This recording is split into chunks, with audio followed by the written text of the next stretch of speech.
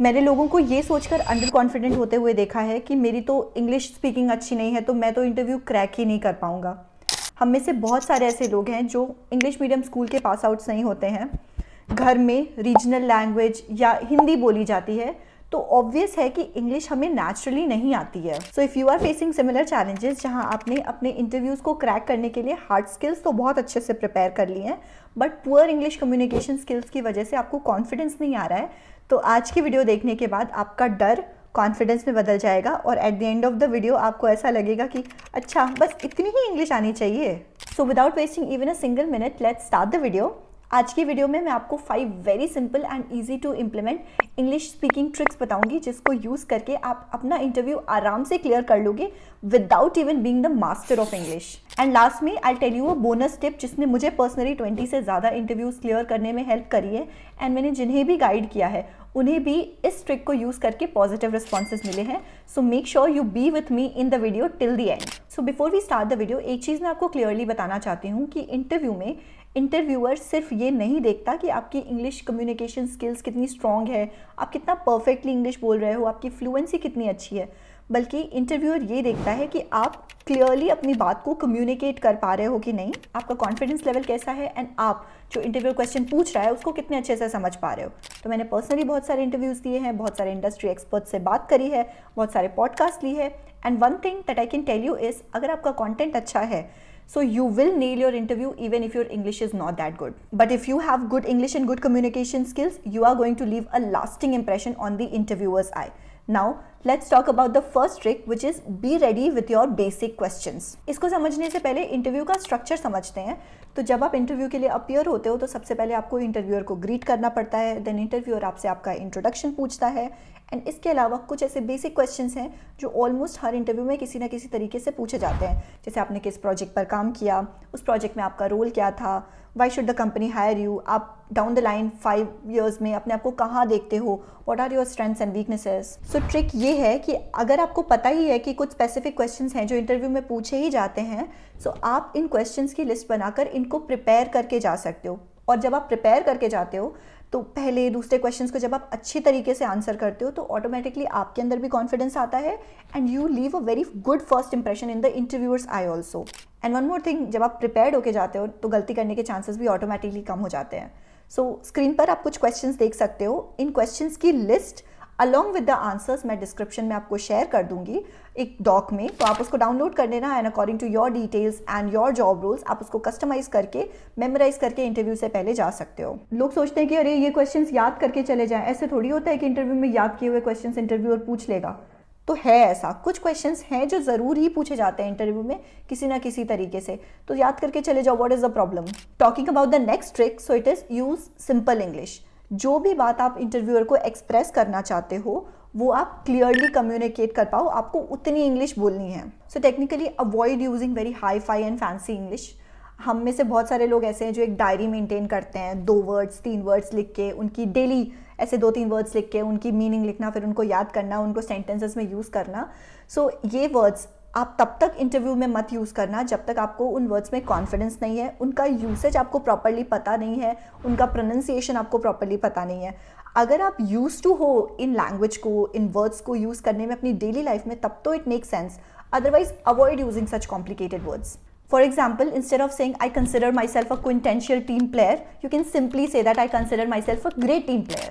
For some people, utilize is a complicated word. So instead of saying I utilize data-driven decisions to make my project, you can simply say that I use data-driven decisions to make my project. Instead of saying I focus on long-term solutions rather than ephemeral fixes, you can simply say I focus on long-term solutions rather than temporary fixes. So complex English आपको use करने की ज़रूरत नहीं है क्योंकि probability of making mistakes in a complex English is higher, and ऐसा लगता है कि आप show off कर रहे हो, तो better speak simple English and communicate your thoughts clearly. So एक simple सा formula देती हूँ आपको, I am plus adjective plus because plus reason. Don't worry, let me give you some examples so that आप इस फॉर्मूले का यूसेज प्रॉपर्ली समझ जाओ।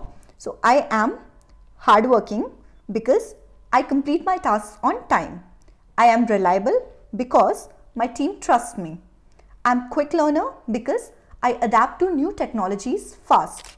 When you have to answer, practice speaking in this way. काफ़ी सारे क्वेश्चंस आप इस फॉर्मूले के थ्रू आंसर कर पाओगे। Don't forget that interviewer is here to test your knowledge. अगर आप इस फॉर्मूले के थ्रू आंसर करोगे तो इंटरव्यूअर को लगेगा दैट आपकी कम्युनिकेशन बहुत क्लियर है, अगर आपकी इंग्लिश परफेक्ट नहीं है तो भी। थर्ड ट्रिक इज जल्दी जल्दी आंसर करने की कोशिश मत करो, ये सबसे बड़ी गलती करते हैं लोग। सो जब भी इंटरव्यूअर आपसे क्वेश्चन पूछे, सबसे पहले क्वेश्चन को प्रॉपरली सुनो, 2-3 सेकंड का पॉज लो and then start giving the answer. ये पॉज काफ़ी प्रोफेशनल लगता है, इट शोज द इंटरव्यूअर कि आप पैनिक बिल्कुल भी नहीं कर रहे हो एंड जो भी आंसर आप दे रहे हो वो थॉटफुली दे रहे हो। फॉर एग्जाम्पल, अगर इंटरव्यूअर आपसे पूछ रहा है what are your main strengths, तुरंत आंसर देने की जरूरत नहीं है, take a pause of 2-3 seconds and then start answering. My main strengths are problem solving because whatever is it. Using of this trick will improve once you start practicing it more and more in your day-to-day life. तो practice करने के लिए stand in front of the mirror, ask yourself a question, take a pause, answer on your own, then only it will be better. Fourth trick is practice using phrases. Phrases का मतलब होता है some words coupled together.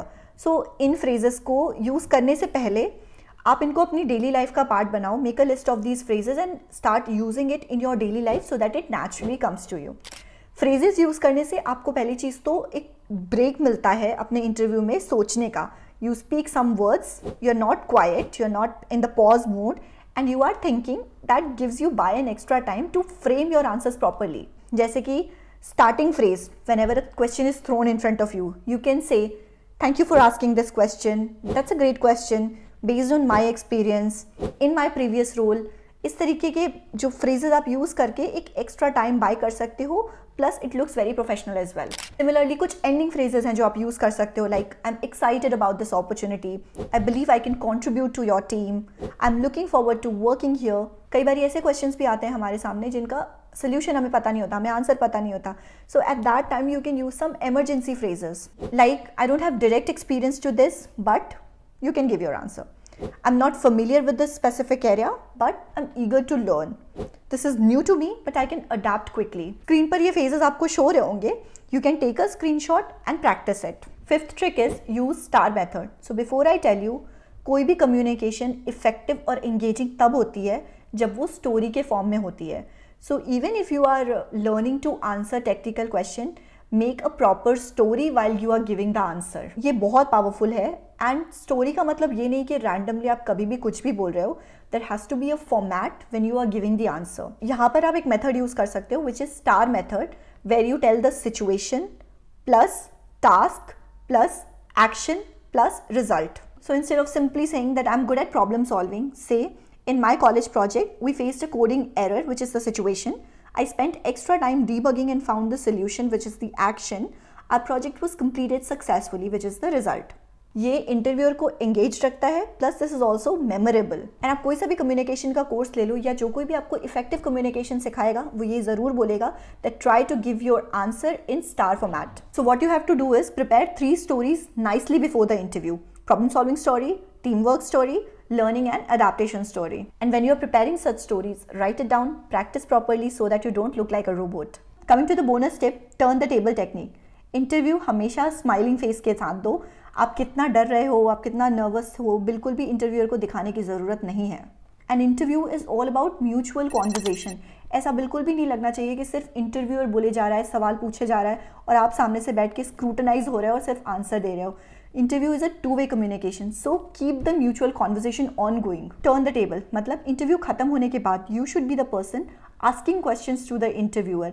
ये confidence का बहुत बड़ा indicator है. So screen पर you can see some questions which you can ask to the interviewer. You can also take the screenshot. So questions like what challenges does your team currently face, what opportunities are there for growth, what do you enjoy most about working here.